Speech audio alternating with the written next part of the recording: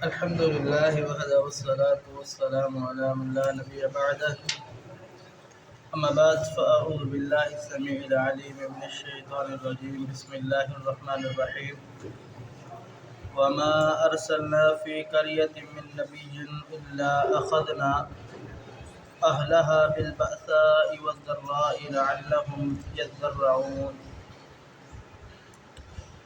ثم بدأنا مكان السيئة الحسنة حتى عفوا وقالوا قد مس آباءنا الضراء والسراء فأخذناهم بغتة وهم لا يشعرون.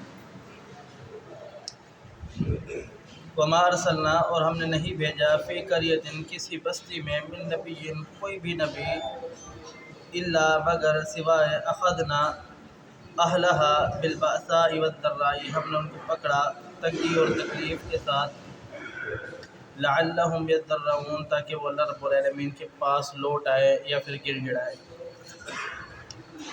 گزشتہ آیات میں آپ حضرات نے سماعت فرمایا کہ اللہ رب العالمین قوم شعیب کا تذکرہ بیان فرما رہا ہے اور رب تعالیٰ نے بیان فرمایا کہ ہم نے کوئی بھی نبی کسی بھی قوم کی طرف ایسا نہیں بھیجا کہ جو آ کر کے ہماری دعوت اور ہمارے پیغام اور ہماری شریعت اور ہماری طرف سے نازل ہونے والی ہدایت لوگوں کو نہ پہنچائے.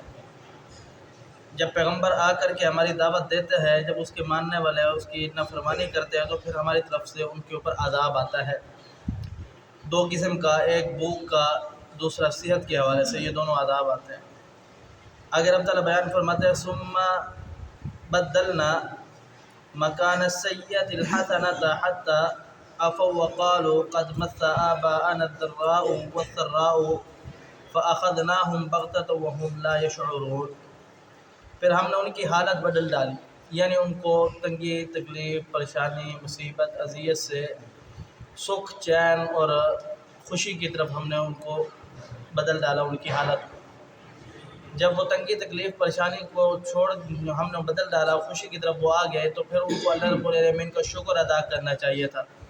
پھر انہوں نے کیا کہا، یہ تو ہمارے باپ دادا بھی تھے، انہوں نے بھی اس تنگی، مشکل، تکلیفات کو دیکھا، یہ تو اللہ رب العالمین کی طرف سے تھوڑی ہوتا ہے، یہ تو زمانہ ہے، گھومتا رہتا ہے، چلتا رہتا ہے، یہ تنگی، تکلیف، مشکلات آتی رہتی ہیں.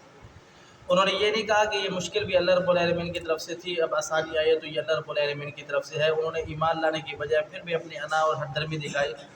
تو اللہ رب العالمین بیان فرماتا ہے کہ پھر ایسا ہوا کہ وقالوا قد مس آباءنا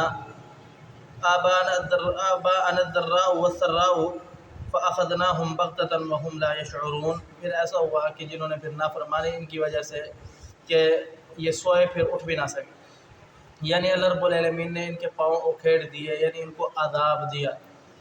تو یہاں اللہ رب العالمین یہ بیان فرمانا چاہ رہا ہے کہ دنیا کے اندر جتنے بھی معاملات ہیں، دنیا کے اندر جتنے بھی اللہ رب العالمین کی نعمتیں ہیں، یہ اللہ رب العالمین کے اختیار میں ہیں. اگر اللہ رب العالمین کسی انسان کے اوپر بوجھ ڈالتا ہے، کسی انسان کے اوپر تکلیف ڈالتا ہے تو وہ اللہ رب العالمین کی طرف سے ہوتی ہے. اگر کسی کے اوپر اللہ رب العالمین خوشی ڈالتا ہے، کسی کو اللہ رب العالمین فراوانی دیتا ہے، مال کی، جان کی، صحت کی، تو یہ بھی اللہ رب العالمین کی طرف سے ہوتا ہے. اگر بوجھ آ جائے تو پھر اس پر بھی اللہ رب العالمین سے توبہ کرنی چاہیے، اللہ رب العالمین کا شکر ادا کرنا چاہیے کہ اللہ تو نے جس حال میں رکھا ہے تیرا شکر ہے، کوئی مسئلہ نہیں ہے. یہ زندگی مختصر زندگی ہے، اللہ اگلی والی زندگی آسان کر دے اور اس زندگی کو بھی آسان کر دے. جیسا کہ پیارے آقا پیغمبر علیہ السلام کی حدیث سے آپ علیہ السلام فرماتے ہیں کہ تم اپنے رب سے یہی دعا کیا کرو، ربنا آتنا فی الدنیا حسنہ وفی الآخرۃ حسنہ وقنا عذاب النار. اے ہمارے رب، اے ہمارے اللہ، تو ہماری دنیا کی حالت کو بدل ڈال، ہماری دنیا بھی اچھی کر دے اور ہمیں آخرت کے عذاب سے بچا دے اور ہماری آخرت بھی اچھی کر دے. اور کسی صورت اللہ رب العالمین سے یہ دعا بھی نہیں کرنی چاہیے کہ اللہ ہم گناہ گار ہیں، اللہ ہماری جو گناہوں کی سزا ہے ہمیں دنیا میں دے دے. میرے آقا پیغمبر علیہ السلام فرماتے ہیں کہ کسی کے اندر ایسی صلاحیت ہے ہی نہیں کہ وہ اللہ رب العالمین کے غضب کو برداشت کر سکے. اللہ سے کبھی ایسی دعا نہیں کرنی چاہیے کہ اللہ ہمارے گناہوں کی سزا ہمیں دنیا میں دے دے. نہیں، اللہ سے ہمیشہ یہ دعا کرنی چاہیے کہ اللہ ہم گناہ گار ہیں، خطا کار ہیں، اللہ ہم سے غلطیاں ہو گئی ہے، ہم تیری کسی ایک نعمت، کسی ایک تیری رحمت، کسی ایک تیری نعمت کا بدلہ چکا ہی نہیں سکتے. اللہ اپنی ہمارے گناہوں کی طرف نہ دیکھ، اپنی رحمت کی طرف دیکھ کر کے ہمارے گناہوں کو، ہماری غلطیوں کو، ہماری لرزشوں کو معاف فرما دے. اللہ سے ہمیشہ یہ دعا کرنی چاہیے اللہ ہماری دنیا بھی اچھی کر دے، ہماری آخرت بھی اچھی کر دے.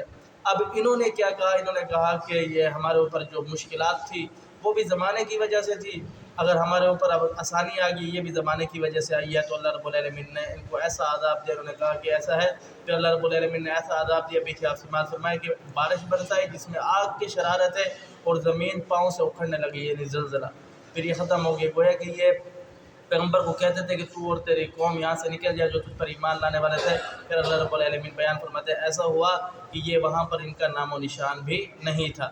تو اللہ رب العالمین کا حکم چلتا ہے اس کائنات میں، تو اسی کے حکم کو بجا لاتے ہوئے اپنی زندگی گزارنی چاہیے۔ اللہ سمجھنے عمل کی توفیق دے۔ اقول قولی ھذا استغفر اللہ لی ولکم ولسائر المسلمین۔